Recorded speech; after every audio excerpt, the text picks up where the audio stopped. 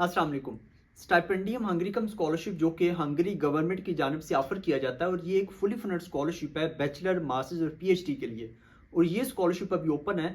और आज की इस वीडियो में मैं बात करने वाला हूँ कि आप किस तरीके से एचईसी के पोर्टल पर अप्लाई कर सकते हैं और उसकी जो तमाम डिटेल है वो भी मैं साथ आपको बताने वाला हूँ। ये वीडियो बहुत ही इंपॉर्टेंट है। उसकी वजह यह है, इससे पहले मैंने दो वीडियोस बनाई थी। एक जो वीडियो थी उसमें मैंने बताया था कि जो स्टाइपेंडियम हंगरी स्कॉलरशिप है उसका क्या एलिजिबिलिटी क्राइटेरिया है, कौन कौन से डॉक्यूमेंट्स चाहिए, तो वो तमाम डिटेल मैंने आपको बताई थी। उसके बाद जो सेकंड वीडियो थी वो मैंने बनाई थी कि आपने किस तरीके से जो स्टाइपेंडियम हंगरी स्कॉलरशिप की जो ऑफिशियल वेबसाइट है उस पर आपने अप्लाई करना है। और आज की जो वीडियो है इसमें मैं आपको एचईसी के हवाले से आपको बताने वाला हूं कि आपने किस तरीके से अप्लाई करना है और उसके अलावा जो तमाम डिटेल जो एचईसी की वेबसाइट पे अवेलेबल है। मैं आपको बता दूं कि ये जो स्टाइपेंडियम हंगरी स्कॉलरशिप है ये एक फुली फंडेड स्कॉलरशिप है। और इस स्कॉलरशिप में अप्लाई करने के लिए आपको दो वेबसाइट्स पर अप्लाई करना होता है। एक तो जो स्टाइपेंडियम हंगरी स्कॉलरशिप की ऑफिशियल वेबसाइट है जिस पर मैं पहले वीडियो बना चुका हूं, उसका लिंक आपको नीचे डिस्क्रिप्शन में मिल जाएगा। एक आपने उस वेबसाइट पर अप्लाई करना होता है और दूसरा आपने ये जो मैं आज अभी ये जो वीडियो बना रहा हूँ आपने जो एचईसी की वेबसाइट है उस पर आपने अप्लाई करना है। मैं आपको अभी एचईसी की वेबसाइट पे लेके चलता हूँ और मैं आपको तमाम डिटेल भी दिखाता हूँ और साथ में आपको जो फॉर्म है वो आपने किस तरीके से फिलअप करना है, किस तरीके से आपने एचईसी के पोर्टल पर आपने अप्लाई करना है। Let's go to computer screen. जी, तो ये ऑफ़िशियल वेबसाइट है एचईसी की। इसका लिंक आपको नीचे डिस्क्रिप्शन में मैं दे दूँगा और इसमें आप देखें एक्टिव स्कॉलरशिप्स में उन्होंने 2 स्कॉलरशिप्स के नाम लिखे हैं। एक है स्टाइपेंडियम हंगरी स्कॉलरशिप और दूसरा है सीएससी स्कॉलरशिप। और सीएससी स्कॉलरशिप में आप टाइप ए के थ्रू अप्लाई करते हो यहाँ से। अभी मैं आपको स्टाइपेंडियम हंगरी स्कॉलरशिप में अप्लाई करके दिखाऊँगा और उसकी तमाम डिटेल जो एचईसी की वेबसाइट पर है वो मैं तमाम डिटेल आपको दिखाता हूँ। सबसे पहले इसका इंट्रोडक्शन है। इंट्रोडक्शन में आप स्कॉलरशिप टाइप्स में देखें। ये स्कॉलरशिप बेसिकली जैसा कि मैंने आपको पहले बताया बैचलर मास्टर्स और पीएचडी तीनों प्रोग्राम्स के लिए तीनों प्रोग्राम्स में आप लोग अप्लाई कर सकते हो। और जैसा कि मैंने आपको पहले बताया इसमें अप्लाई करने के लिए आपको दो वेबसाइट्स पे अप्लाई करना है। एक ये एचईसी की वेबसाइट है और दूसरी स्टाइपेंडियम हंगरी स्कॉलरशिप की वेबसाइट है। और उसके बाद अगर बात करें इसकी एलिजिबिलिटी क्राइटेरिया की, तो इसके एलिजिबिलिटी क्राइटेरिया में आप देखें कि एलिजिबिलिटी क्राइटेरिया में ये तमाम चीज़ें आती हैं जिसमें सबसे पहले ये है कि आप सिटीज़न हो पाकिस्तान के या एजीके के यानी कि आज़ाद जम्मू एंड कश्मीर। उसके बाद है कि applicants enrol in the last year of their existing study, यानी कि अगर आपका अभी 7वां या 8वां सेमेस्टर है और आपकी जो डिग्री है वो 1 अगस्त 2025 से पहले पहले कंप्लीट होनी चाहिए, तब आप इस स्कॉलरशिप के लिए अप्लाई कर सकते हैं। भले आप इंटरमीडिएट में हैं और अंडर ग्रेजुएट के लिए अप्लाई करना चाह रहे हैं, अगर आप बैचलर में हैं और मास्टर्स के लिए अप्लाई करना चाह रहे हैं, अगर आप मास्टर्स में हैं तो पीएचडी के लिए अगर आप अप्लाई करना चाह रहे हैं तो आपके पास डिग्री होनी चाहिए 1 अगस्त 2025 से पहले पहले। ये तमाम डिटेल उन्होंने लिखी हुई है। उसके बाद अगर नीचे आए तो यहाँ पर है कि आपने जो हंगरी वाला फॉर्म है और जो एचईसी वाला फॉर्म है ये दोनों फॉर्म आपने फिल करने हैं। उसके बाद जो है कि attestation of educational documents is not required at the initial stage, यानी कि जो इनिशियल स्टेज है उसमें जो अटेस्टेशन है जो बोर्ड की डिग्री हैं वो बोर्ड से, उसके बाद आईपीसीसी से, उसके बाद मिनिस्ट्री ऑफ फॉरेन अफेयर्स से, और जो यूनिवर्सिटीज़ की डिग्री हैं वो एचईसी से और मिनिस्ट्री ऑफ फॉरेन अफेयर्स से। वो अप्लाई के टाइम पे कंपलसरी नहीं है, आप उनके बगैर अप्लाई कर सकते हो। उसके बाद लिखा हुआ है कि अगर कुछ यूनिवर्सिटीज़ हैं जिन्हों आइट्स या टोफल उसमें रिक्वायर्ड होता है, तो अगर उसकी रिक्वायरमेंट है तो आपको चाहिए होगा। अगर यूनिवर्सिटी की रिक्वायरमेंट नहीं है तो फिर आप उसके बगैर भी अप्लाई कर सकते हैं। उसके बाद लिखा हुआ है कि all award applicants must submit medical certificate issued not earlier than 1 November, यानी कि 1 नवंबर 2024 के बाद आपने जो आपका मेडिकल सर्टिफिकेट है वो मैं आपको यहाँ पे दिखाऊंगा अभी डॉक्यूमेंट्स में जाकर, वहाँ से आप उसको डाउनलोड करके वो आप कर सकते हैं। उसके बाद उन्होंने जो हैट और यू सेट का लिखा हुआ है उसमें आपके 50% मार्क्स होने चाहिए। जो यू सेट होता है वो बैचलर के लिए होता है, हैट जो है वो होता है मास्टर्स और पीएचडी के लिए। और जो यू सेट होता है वो 1 साल के लिए वैलिड होता है और जो हैट होता है वो 2 साल के लिए वैलिड होता है। और यहाँ पे उन्होंने क्लियरली लिखा हुआ है कि अगर आपके पास ऑलरेडी हैट है तो score obtained on or after 15 January 2023, और यू सेट का score obtained on or after 15 January 2024। और मैं आपको यहाँ पे क्लियर कर दूँ कि आप जो नेक्स्ट हैट है जो कि गालबन जनवरी के लास्ट में या फरवरी के स्टार्ट में होगा वो भी आप दे सकते हैं। उसके बाद नीचे नोट 1 नोट 2 लिखे हुए हैं, उसमें उन्होंने इंजीनियरिंग पीईसी के हवाले से उन्होंने कुछ चीज़ें लिखी हुई हैं, आप पर देख लें अगर आपकी जो डिग्री है वो इंजीनियरिंग की है। और उससे ऊपर जो नोट 1 है उसमें भी उन्होंने मेडिकल फील्ड के हवाले से लिखा हुआ है। और उसके बाद नॉन एलिजिबिलिटी लिखी हुई है कि कौन कौन से स्टूडेंट्स नॉन एलिजिबल हैं। सबसे पहले यह कि वो पाकिस्तानी जिनके पास 2 सिटीज़नशिप्स हैं यानी कि डुअल नेशनल हैं वो एलिजिबल नहीं है। उसके अलावा अगर आप 31 अगस्त 2007 से के बाद अगर आप पैदा हुए हैं तो फिर भी आप एलिजिबल नहीं हैं। बेसिकली इसमें जो एज की रिक्वायरमेंट है वो ये है बैचलर मास्टर पीएचडी के लिए कि आपकी जो एज है वो 18 साल से ज़्यादा होनी चाहिए। अब अगर बात करें फाइनेंशियल कवरेज की, और ये मैं ऑलरेडी जो मैंने वीडियो बनाई थी स्टाइपेंडियम हंगरी कम स्कॉलरशिप के हवाले से, उसमें मैं बता चुका हूँ कि कितना स्टाइपेंड होता है, क्या क्या चीज़ें कवर की जाती हैं। इसमें भी मैं आपको बता देता हूँ। इसमें आप देखिए उन्होंने लिखा हुआ है फाइनेंशियल कवरेज में, जो स्टाइपेंडियम हंगरी कम स्कॉलरशिप की जो ऑफिशियल वेबसाइट है उसका लिंक इन्होंने दिया हुआ है, वो मैं आपको ओपन करके भी दिखा देता हूँ। वहाँ पे इन्होंने जो स्कॉलरशिप कवरेज है वो तमाम इन्फॉर्मेशन वहाँ पे लिखी हुई है आपके सामने। उनकी जो ऑफिशियल वेबसाइट है वो आ चुकी है। यहाँ पर अगर आप नीचे देखें जो, तो ये देखें यहाँ पर इसकी तमाम जो डिटेल है वो दी गई है कि स्कॉलरशिप कवरेज है। स्कॉलरशिप कवरेज में क्या क्या है, आपकी कोई भी ट्यूशन फ़ी नहीं होगी अगर आप बैचलर या मास्टर्स का, और दूसरी साइड पे पीएचडी का है। बैचलर मास्टर्स के लिए ट्यूशन फ़ी है, उसके बाद मंथली स्टाइपेंड है जो कि तकरीबन 43,700 जो इनकी करेंसी है HUF हंगेरियन फोरेंट ये है। और उसके बाद अकोमोडेशन कंट्रीब्यूशन, अकोमोडेशन के लिए 40,000 जो हंगेरियन फोरेंट पर मंथ है। उसके बाद मेडिकल इंश्योरेंस है ये होगा। डॉक्टर का देखें तो आपकी कोई ट्यूशन फ़ी नहीं है। उसके बाद मंथली स्टाइपेंड जो है वो 1,40,000 पहले 4 सेमेस्टर, जो आखिरी 4 सेमेस्टर है उसमें 1,80,000 हंगेरियन फोरेंट होंगे।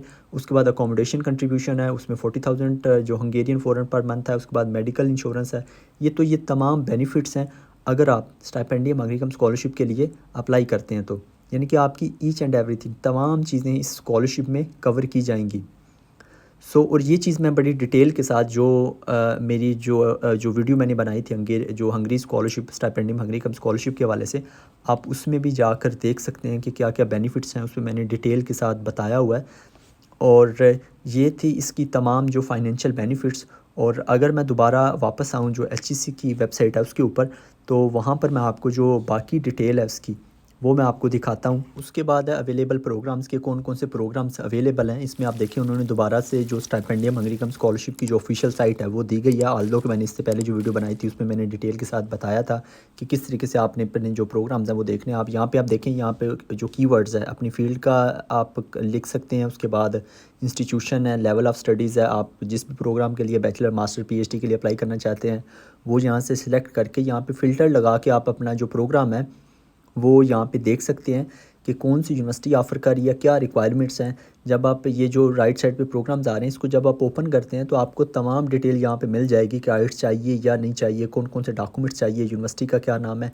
ईच एंड एवरीथिंग ये देखें, इंट्रेंस कॉन्टैक्ट, उसके बाद स्टेट स्कॉलरशिप, कोर्स डिस्क्रिप्शन, तो ये तमाम चीज़ें आपको यहाँ पे भी मिल जाएंगी। उसके अलावा जो मैंने इससे पहले वीडियो बनाई थी उस पर जो वहाँ पर जो मैंने पोर्टल दिखाया था वहाँ से भी आप कर सकते हैं। उसके बाद है हाउ टू अप्लाई, यानी कि आप किस तरीके से अप्लाई कर सकते हैं। और इसमें अगर आप सबसे पहला जो पॉइंट है वो देखें तो उसमें लिखा हुआ है कि अप्लाई करने के लिए आपके 2 स्टेप्स हैं। सबसे पहला स्टेप है कि आपने जो स्टाइपेंडियम हंगरी कम स्कॉलरशिप है उसकी वेबसाइट पे अप्लाई करना है। उसके बाद दूसरा स्टेप है कि आपने HEC पोर्टल पर आपको अप्लाई करना होगा। ये 2 सादा से स्टेप्स हैं। जो पहला स्टेप है स्टाइपेंडियम हंगरी कम स्कॉलरशिप की ऑफिशियल वेबसाइट पे अप्लाई कैसे करना आपने, उस पर मैंने आपको डिटेल्ड वीडियो एक बनाई हुई है, उसका लिंक मैं नीचे डिस्क्रिप्शन में दे दूँगा, आप वो देख सकते हैं। और जो सेकंड स्टेप है वो मैं आज आपको अप्लाई करके दिखाऊंगा कि कैसे आपने HEC के पोर्टल पर आपने अप्लाई करना है। उसके बाद जो सेकंड है वो है कि हार्ड कापीज़ आपने जो HEC है वहाँ पर आपने सबमिट करनी है अगर आपका एडमिशन हो जाता है तो। हार्ड कापीज़ में क्या क्या आपने तमाम डॉक्यूमेंट्स और उसके साथ साथ जो आपने HEC के पोर्टल पर और जो स्टाइपेंडियम हंगरी कम स्कॉलरशिप के पोर्टल पर आपने अप्लाई किया है वो जो फॉर्म है वो भी आपने सबमिट करने हैं HEC को। और उसके बाद आपने जो है वो at a latest stage of selection procedure applicant will be required to submit hard copies including online application form submitted at HEC website and Hungarian website along with attested copy of all the original document. अब और यहाँ पे मैं बता दूँ apply के time पे attested copy नहीं चाहिए, जबकि बाद में आपको टेस्ट करवानी होंगी HEC से, मिनिस्ट्री ऑफ फॉरेन अफेयर्स से। उसके बाद स्टेप 1 आप देखें, यहाँ पे उन्होंने लिखा हुआ है कि जो हंगेरियन जो साइट है, जो ऑनलाइन एप्लीकेशन है उस पर आपने सबमिट करनी है एप्लीकेशन। उसके बाद दूसरा है कि आपने ऑनलाइन HEC पोर्टल पर आपने अप्लाई करना है। मैं आपको अभी जो हंगेरियन जो स्कॉलरशिप है इसके जो पोर्टल है वो मैं आपको ओपन करके दिखाता हूँ। ये देखें, यहाँ पर आपने आना है, यहाँ पे आपने अप्लाई हेयर पे क्लिक करना है। तो अप्लाई हेयर पे क्लिक करता हूँ, राइट साइड पे टॉप पे देखें साइन इन / रजिस्टर, यहाँ पर आके आपने जो एप्लीकेशन है वो आपने सबमिट करनी है। सो ये तरीका है, इस पर मैंने डिटेल्ड वीडियो बनाई हुई है, वो आप देख सकते हैं, उसका लिंक मैं नीचे डिस्क्रिप्शन में दे दूंगा। उसके बाद जो सेकंड स्टेप है वो है कि आपने एचईसी पोर्टल पर आपने अप्लाई करना है। तो मैं आपको अभी एचईसी का जो पोर्टल है उस पर लेके चलता हूँ, जो कि ये देखें इस तरह से पोर्टल है। यहाँ पर आपने अपना जो CNSE वो लिखना है और साइन इन करना है, क्योंकि मेरा ऑलरेडी अकाउंट बना हुआ है। अगर आपका अकाउंट नहीं बना हुआ तो आपने साइन अप करना है। साइन अप करके आपने अपनी इन्फॉर्मेशन फिलअप करके अपनी तमाम प्रोफाइल जो है ना उसकी तमाम इन्फॉर्मेशन, एजुकेशनल डिटेल, अगर आपने कहीं पे जॉब की है उसकी डिटेल, एड्रेस वगैरह, वो तमाम इन्फॉर्मेशन डाल के तो फिर आपने लॉगिन करना है। इस तरह लॉगिन करेंगे तो उसके बाद अगर मैं इसको थोड़ा सा नीचे करूँ तो नीचे देखें मेरी जो प्रोफाइल है वो कंप्लीट है।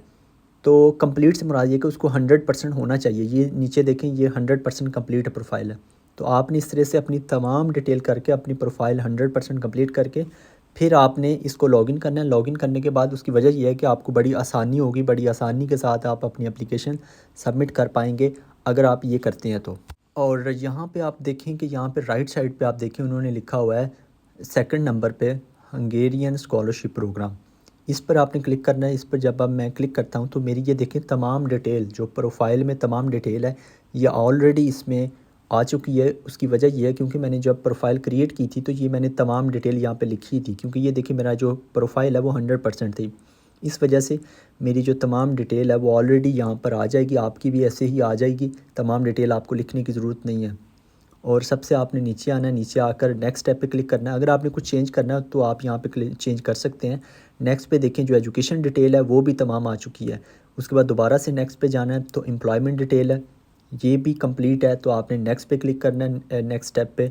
उसके बाद यहाँ पे स्कॉलरशिप नेम है, यहाँ पे सिर्फ एक आ रहा है वो है स्टाइपेंडियम हंगरी स्कॉलरशिप। उसके बाद प्रोग्राम यहाँ पे सिलेक्ट करना है, मैं PhD सिलेक्ट करता हूँ। उसके बाद डिसिप्लिन है, डिसिप्लिन यहाँ पे मैं सोशल साइंसेस दिखता हूँ। और जो सब्जेक्ट है वो यहाँ पे मैं इकोनॉमिक्स सिलेक्ट करता हूँ और ये पॉलिटिकल इकोनॉमिक्स है।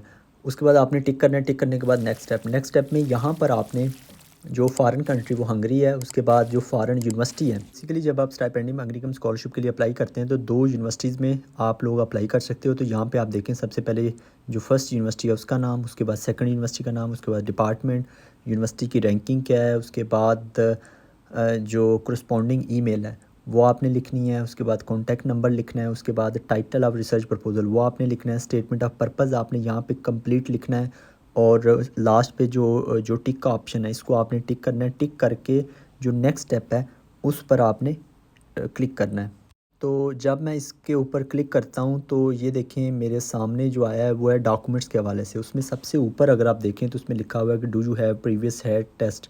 अगर आप इस पर टिक करते हैं तो आपको हैड का स्कोर लिखना है और उसकी जो तारीख़ है वो लिखनी है। उसके बाद प्रीवियस स्कॉलरशिप, अगर आपने कोई प्रीवियस स्कॉलरशिप लिया है तो राइट साइड पे ऐड का ऑप्शन ऐड करना है। उसके बाद इंग्लिश प्रोफिशिएंसी, अगर आपके पास आइल्ट्स या टोफल है तो यहाँ पे आपने टिक करके उसको ऐड करना है। उसके बाद डॉक्यूमेंट्स अपलोड है, ये देखें एक्शन के नीचे आपने तमाम डॉक्यूमेंट्स अपलोड करने हैं। प्लेसमेंट लेटर ये कंपलसरी नहीं है, स्टेटमेंट ऑफ पर्पज़ आपने यहाँ पे भी अपलोड करना है। उसके बाद रिसर्च प्रपोजल ये ज़रूरी नहीं है लेकिन बेहतर है कि आप यहाँ पे अपलोड कर लें। उसके बाद इक्विवेलेंस सर्टिफिकेट ये भी कंपलसरी नहीं है, इक्विवेलेंस सर्टिफिकेट ये भी कंपलसरी नहीं है। उसके बाद क्रिमिनल रिकॉर्ड है, क्रिमिनल रिकॉर्ड जो है ना ये इसको पुलिस करेक्टर सर्टिफिकेट को कहते हैं, ये कंपलसरी है, ये आपने अपलोड करना है। उसके बाद अंडरटेकिंग के नीचे टिक करना है। टिक करने के बाद आपने जो अपनी एप्लीकेशन है वो यहाँ पर आपने सबमिट कर देनी है। सो ये कंप्लीट तरीका था एप्लीकेशन सबमिट करने का। और यहाँ पर अगर आप देखें नेक्स्ट तो यहाँ पे नीचे उन्होंने एप्लीकेशन डॉक्यूमेंट्स लिखे हुए हैं। इसमें से कुछ डॉक्यूमेंट्स हैं जो आप यहाँ पे अपलोड करोगे, कुछ डॉक्यूमेंट्स हैं जो आपको जो स्टाइपेंडियम हंगरी स्कॉलरशिप की ऑफिशियल साइट है वहाँ पर आपने अपलोड करना है। इसमें आप देखिए ऑनलाइन एप्लीकेशन फॉर्म है, ये आप HEC और जो हंगेरियन जो स्कॉलरशिप है वहाँ पे जो एप्लीकेशन फॉर्म है वो आपने सबमिट करना है। उसके अलावा मोटिवेशनल लेटर है। उसके बाद प्रूफ ऑफ लैंग्वेज प्रोफिशिएंसी है, आप इंग्लिश प्रोफिशिएंसी लेटर के साथ भी अप्लाई कर सकते हैं। बहुत सारे ऐसे प्रोग्राम्स हैं जिनमें आइट्स नहीं चाहिए। उसके बाद जो आपकी डिग्री और ट्रांसक्रिप्ट वगैरह है वो आपको अपलोड करना होगी। और अगर आपकी डिग्री अभी कंटिन्यू है तो फिर आप होप सर्टिफिकेट बनवा सकते हैं। उसके बाद मेडिकल सर्टिफिकेट है, यहाँ पर उन्होंने एक PDF फॉर्म में दिया हुआ है ये वाला लिंक, यहाँ पर आप यहाँ से कॉपी करने जो डाउनलोड है वो करने के बाद इसको फिल करके आपने सबमिट करना है। उसके बाद कॉपी ऑफ पासपोर्ट है और उसके बाद acceptance of statement for application in Tempus public foundation Hungary online system, यानी कि जो आपने हंगरी स्कॉलरशिप की ऑफिशियल पोर्टल पर जो आपने एप्लीकेशन सबमिट किया है उसको आपने PDF में करके वो भी आपको चाहिए होगा। मैंने आपको पहले बता दिया कि जो आप HEC के पोर्टल पर अप्लाई करेंगे और जो स्टाइपेंडियम हंगरी स्कॉलरशिप के लिए अप्लाई करेंगे वो आपने दोनों जो PDF फॉर्म है उसकी एप्लीकेशन है वो आपने उसको आपने अपने रिकॉर्ड में रखना है, वो आपको चाहिए होंगी। उसके अलावा एडिशनल इंस्ट्रक्शंस हैं। एडिशनल इंस्ट्रक्शंस में कुछ डॉक्यूमेंट्स हैं जो कि पीएचडी के लिए कंपलसरी हैं, जिसमें जैसा कि रिसर्च प्लान है जो कि पीएचडी के लिए कंपलसरी है, मिनिमम 2 पेजेस का होना चाहिए। इसमें तमाम जो उसकी डिटेल्स रिक्वायरमेंट है वो लिखी हुई है। उसके बाद लेटर ऑफ रिकमेंडेशन है, ये भी पीएचडी के लिए कंपलसरी है। उसके बाद स्टेटमेंट ऑफ द सुपरवाइज़र, ये कंपलसरी नहीं है लेकिन हो सकता है किसी यूनिवर्सिटी की रिक्वायरमेंट हो, इसलिए जो भी आपने यूनिवर्सिटी सेलेक्ट करनी है वो आपने बिल्कुल ध्यान से उसकी तमाम जो रिक्वायरमेंट्स हैं वो देख के फिर आपने सेलेक्ट करनी है। जी, तो इस तरीके से आपने एचईसी के पोर्टल पर स्टाइपेंडियम हंगरी स्कॉलरशिप के लिए आपने अप्लाई करना, और ये तमाम डिटेल थी स्टाइपेंडियम हंगरी स्कॉलरशिप की। और उसके अलावा मैं आपको ये बात बता दूं कि आप डायरेक्टली इस स्कॉलरशिप के लिए नहीं अप्लाई कर सकते। डायरेक्टली से मुराद ये कि आप एचईसी को इग्नोर करके डायरेक्ट अप्लाई कर दें, ऐसा नहीं है। आपको एचईसी के थ्रू ही अप्लाई करना होगा। और उसके अलावा जो बैचलर है उसके लिए आपके पास यूसेट और मास्टर्स के लिए हैट का स्कोर होना चाहिए। लेकिन अगर आपके पास यूसेट या हैट का स्कोर नहीं है तो जो भी नेक्स्ट होगा, जो कि गालबन जनवरी के लास्ट में या फिर फरवरी के स्टार्ट में जो है वो टेस्ट एक्सपेक्टेड है, तो वो भी आप देकर इस स्कॉलरशिप में अप्लाई कर सकते हैं। इस स्कॉलरशिप की जो डेडलाइन है वो 15 जनवरी है। तो इसका मतलब ये है कि आपने 15 जनवरी से पहले पहले जो एचईसी का पोर्टल है और जो स्कॉलरशिप का पोर्टल है स्टाइपेंडियम हंगरी स्कॉलरशिप की जो ऑफिशियल वेबसाइट है उस पर आपने अप्लाई करना है। और जो ही जो हैट या यू सेट अनाउंस होगा वो उस पर भी आपने रजिस्टर कर लेना है, जो कि गालिबन जनवरी के स्टार्ट में जो हैट और यू सेट है ये भी अनाउंस हो जाएगा, उसकी जो रजिस्ट्रेशन है वो स्टार्ट हो जाएगी। तो उसके लिए भी आपने खुद को रजिस्टर कर लेना। और उसके बाद आप जब आप जनवरी के लास्ट में या फिर फरवरी के स्टार्ट में जब यू सेट या हैट आप देंगे तो आपका जो स्कोर है वो एचईसी ऑटोमेटिकली कंसीडर कर लेगी। जी, तो ये थी आज की वीडियो और उम्मीद है कि ये वीडियो आपके लिए काफ़ी हेल्पफुल होगी। और मिलते हैं अगली वीडियो में। चैनल को लाजमी सब्सक्राइब करें और दुआ में याद रखिएगा। अल्लाह निगहबान।